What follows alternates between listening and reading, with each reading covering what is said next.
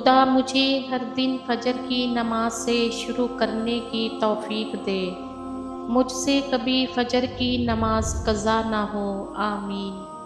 اپنے بہترین وقت کو نماز کے لیے وقت کر لو، کیونکہ تمہاری سب کام تمہاری نماز کے بعد قبول ہوں گے۔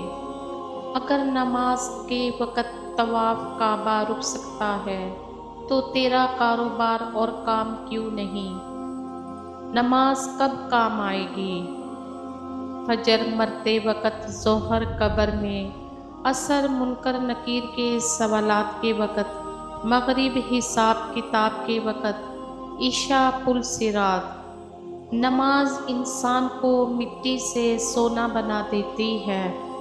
اللہ کے حضور میں سر کو جھکا کے دیکھ، ملتا ہے کیا نماز میں؟ سجدے میں جا کر دیکھ، وہ بہت رکھتا چاہت کی نمازوں کا حساب، وہ تو ایک سجدہ نہ بخش جو قضا ہو جائے۔ بے شک نماز سے زیادہ کسی اور چیز میں سکون نہیں۔ نصیب کیسا بھی ہو، نماز اور قرآن سے مدد لے کر اللہ سے جو مانگو ضرور ملتا ہے۔ کامیابی کا سفر نماز اور قرآن کے بغیر ادھورا ہے۔ نماز شیطان کی شکست اور مومن کی جیت ہے۔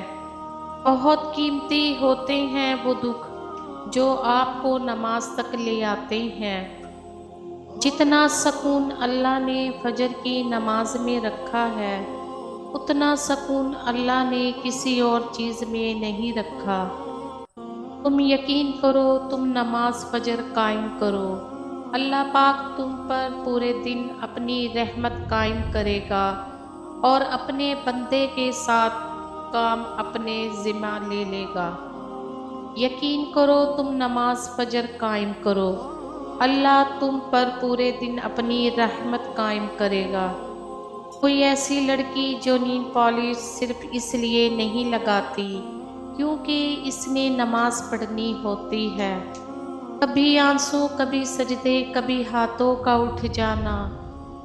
انسان جب ٹوٹ جاتا ہے تو اللہ بہت یاد آتا ہے۔